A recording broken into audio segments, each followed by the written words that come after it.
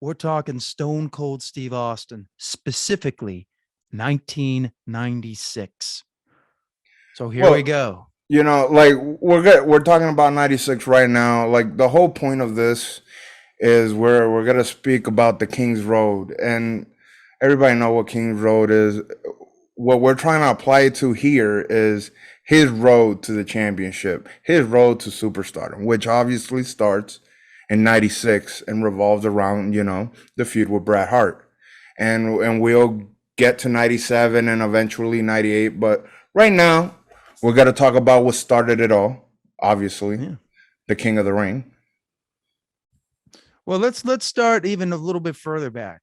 Austin comes in I believe he comes in January. And No, they announce him as the $1 million.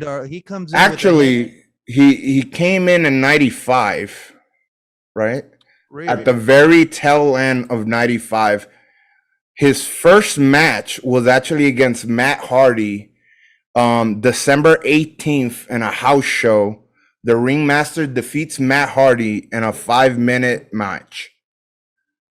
Really? Wow. Yeah, and then he fights Scotty 2 Hotty the next night. Wow. Yeah, you're That- right. Yeah, he faced Scott. Yeah, he faced Scott Taylor in a 3-minute match. Although, wait, no. Look right here.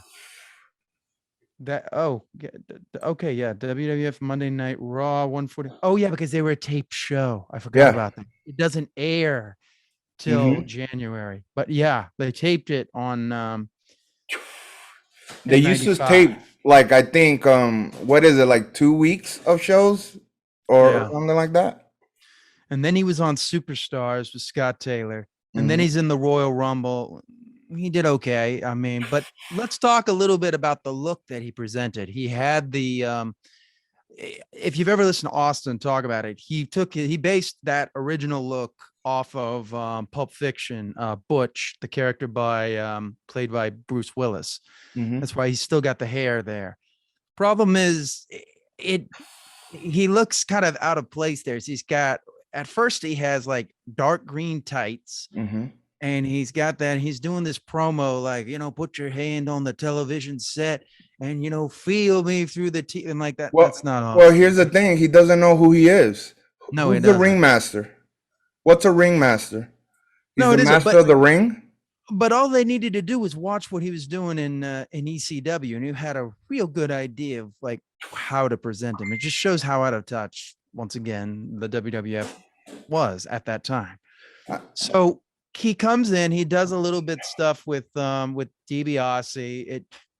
It doesn't go there, but by March, like March 18th, he has shaved the head, and now he looks like Stone Cold Steve Austin. Now he still has these tights that they're black, but they've got like a logo on them, and he's got star boots on. It's not him, but you can see the character coming through.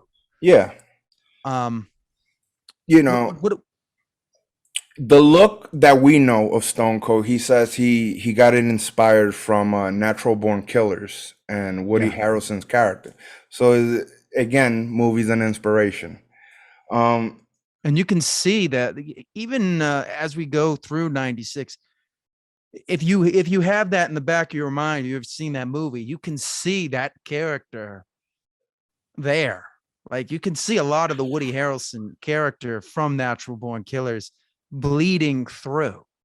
You know, yeah, like that really is Stone Cold Steve Austin in a lot of ways. Is Woody Harrelson in Natural Born Killers. and like month by month in '96, you start to see more creep in, but it really didn't start till King of the Ring. Yeah, yeah. And You know, let's right before that, the most high profile thing is this Savio Vega feud. Now they put him with Savio Vega. He's a good worker. They had nice matches. My problem are a lot of the matches, especially in WWF at this time, they're really pretty to watch, but they're boring and they're not very exciting. and it's Savio Vega. Yeah. Like his biggest claim to fame is the fact that he beat Austin in a match. That's the biggest thing he ever did. Yeah. I like the Caribbean strap match. I mean, they did one this was at Beware of Dog, and the lights went out, so nobody got to see that. But then they did Beware of Dog 2, and this is where DiBiase on Raw announces if he doesn't win, he'll leave. So this is also, I think, a real pivotal point, because once he loses Ted DiBiase, The best thing that he happened. can start to talk. Yeah. And that's what happens. So he loses the Caribbean strap match to Savio Vega, and then he moves on to the King of the Ring. He beats Marty Jannetty. Then he faces Savio Vega again. He beats him.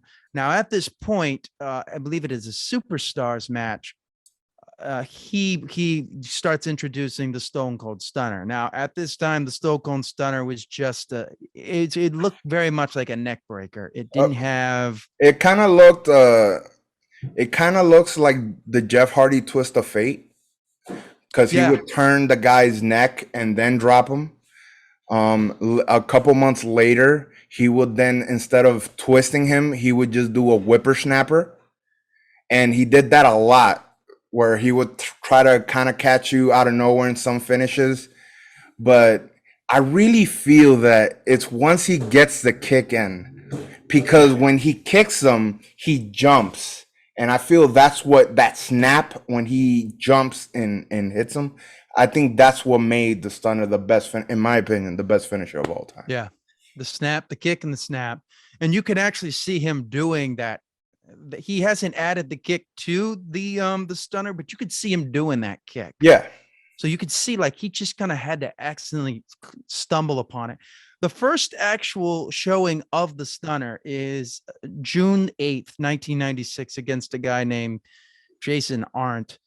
And the guy, he's what we would call a jobber, but he sells it really well. Like the way he hits the Stunner, even though it looks like a neck breaker, that jobber had the right idea of what the Stunner needed to be.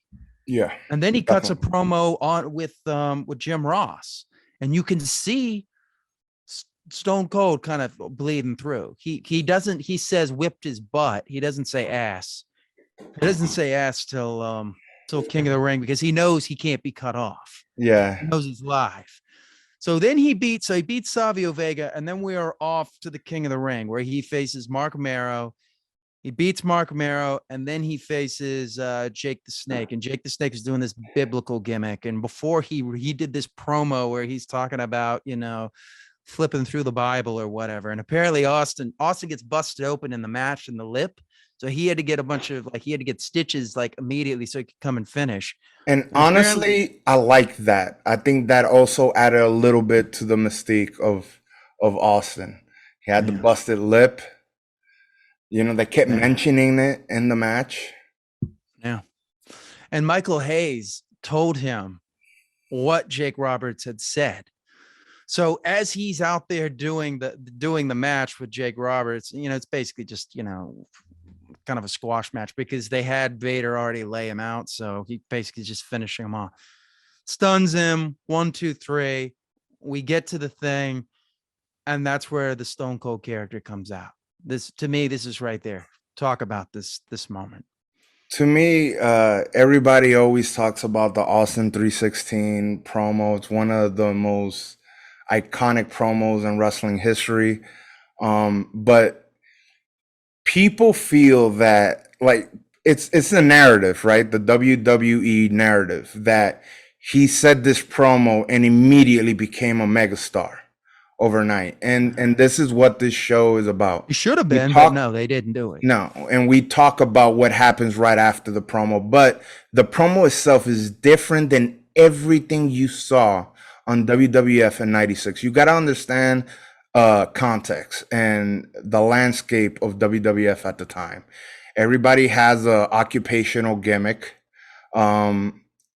Everything is colorful. Even like the main eventers, like Shawn Michaels, like I said, his promos felt very overly high energy. Well, look, he's wearing that stripper outfit thing that he's got with a cap. I don't know why he's Everybody ever wearing that. everybody is super amped up, but it feels amped up in a fake way, and the verbiage is it feels fake for the energy that the wrestlers were trying to imbue. But with Austin, you just see a guy that is pissed off and talks like a man would talk if he was mad. If he was mad that for 7 years he's been constantly told he's got to be pushed, and then they drop it, push, and then they drop it. You could tell, you could see the frustration in his face. You could see that he took this moment. It's like, I've been waiting 7 years to finally have a live mic where nobody's got to take me off. And I'm going to say whatever the fuck I want. And that's what the Austin 316 promo was. No one else was cursing at the time. No one else was talking the way Austin was talking. And think about this And also. it clicked. He not only coined Austin 316, but he also coined, and that's the Bottom line, line, because Stone Cold said so. Like Yeah. both those things came out of not somebody writing lines, somebody's anger and passion. It came from passion. That's why I think it's stuck. I mean, It's stuck because who is going to be more incentivized to think of something that'll get them over? The person trying to get himself over, or a writer who doesn't even know the person he's trying to get over, much less how he talks. And think about this. This is before the NWO. The NWO hasn't happened. That happens July 7th, 1996. Mm-hmm. So he's already changing. In some ways, the whole wrestling business is changing all at the same time. Because WCW is about to do the NWO, and then you see that happening with Austin. But they don't grasp onto it till. And that's the difference. When the NWO happened, you saw an entire shift in WCW. Austin did the promo, and you didn't see a shift really till a year or so later. I would honestly say you didn't see a shift in the company till DX. Yeah. October of 97. Yeah, because it's not that Austin didn't do it first, but they didn't make everybody else change. You know, wrestling sometimes is a bit of a copycat league in a sense. And it took WWEF at the time a lot longer to get it. But yeah, once they finally got it, that's when we got, honestly, in my opinion, the best era in wrestling we ever saw. Yeah. Yeah, we did. I mean, it's quite, I mean, but it's amazing. I mean, because it's right there. Yeah. Everything you should have been, they should have scrapped what they were doing with Vader and Shawn Michaels and just went with him there. Maybe he doesn't win, but he should have already been in the main event by then. But instead of being in the main event, this is what happens. Literally right after King of the Ring, he has a match with The Undertaker. Yeah. You don't even get his entrance. Well, at that time, he had that stupid, like almost very similar to the harpsichord thing that Hunter Hearst Helmsley has. That doesn't say anything. But you know how Vince thinks, and the fact that when he doesn't give a guy an entrance, especially the guy who just won the King of the Ring, it's because he doesn't believe in him. Not yet, anyway. He was Oscar. Like to put in perspective, some people don't understand this. Back then, if you won the King of the Ring, you main evented at SummerSlam for the WWF title. The last two King of the Rings, that was the stipulation. Austin wins, no longer the stipulation. Not only that, he was in the pre-show match, what they used to call free fall back then, and beat Yokozuna in a 2-minute match. Thank you for watching the Kings Road podcast. You can subscribe here. To get the latest clips and news on the show, or like us on Facebook.com/Kings Road Podcast, or email us at podcastkingsroad@gmail.com. Also, check out our Instagram at Kings_Road_podcast and our Twitter at the KRP Podcast. Thank you.